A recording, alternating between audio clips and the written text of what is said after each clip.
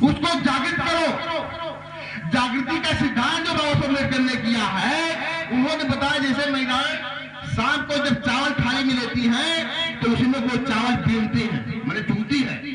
चावल में जो काले पीले कंकड़ पत्थर है उसको छांट लेती, बीन लेती हैं, तब धो करके सब चावल बनाते हैं।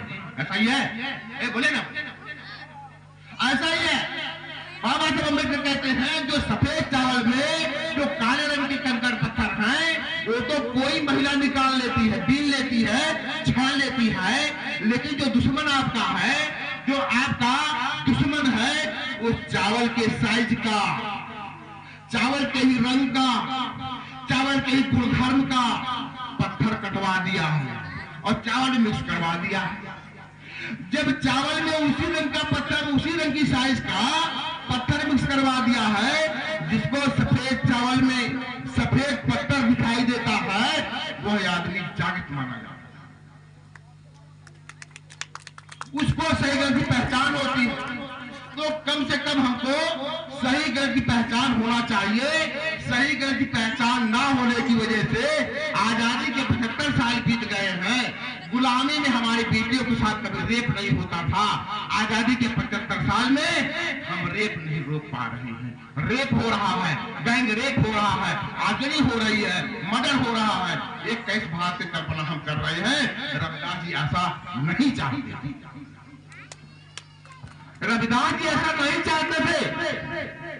अगर रविदास जी ऐसा नहीं चाहते थे तो हम उनके चेले हैं, हम उनके सिपाही हैं, हम उनके अनुयायी हैं। तो क्या हम ऐसा कर रहे हैं? तो पता लगा हम भी ऐसा नहीं कर रहे हैं। हम भीड़ में शामिल हो गए हैं, भीड़ में शामिल हो गए हैं। बाबा साहब अम्बेडकर कहते हैं जो लोग भीड़ में शामिल हो जाते हैं, भीड़ में चलने वालों की कोई पहचान नहीं होती। भीड़ में चलने वालों को कोई पहचान नहीं होती है।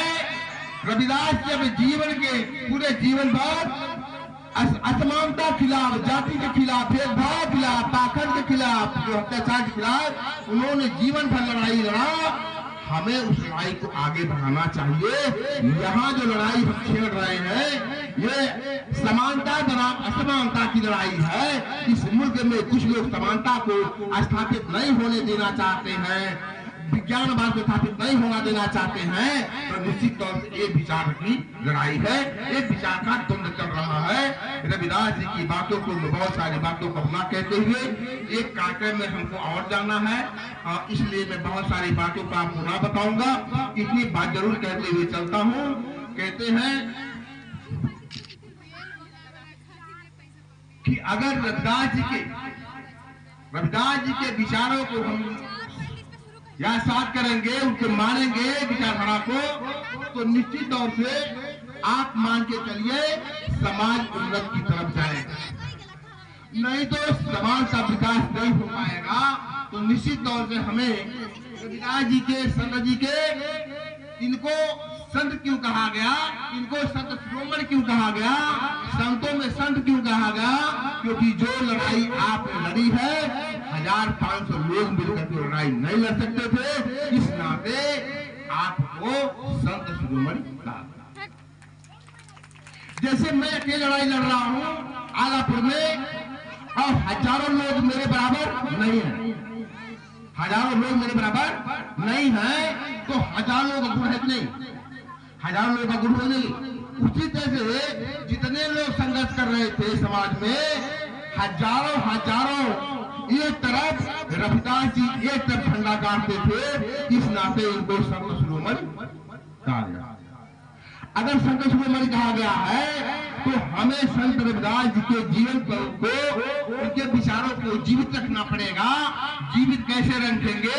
इस विचारधारा को नगर नगर जा करके, गांव गांव जा करके, गांव जा करके, खेतों खलिहानों में जा करके इनकी विचारधारा को हमें स्थापित करना पड़ेगा।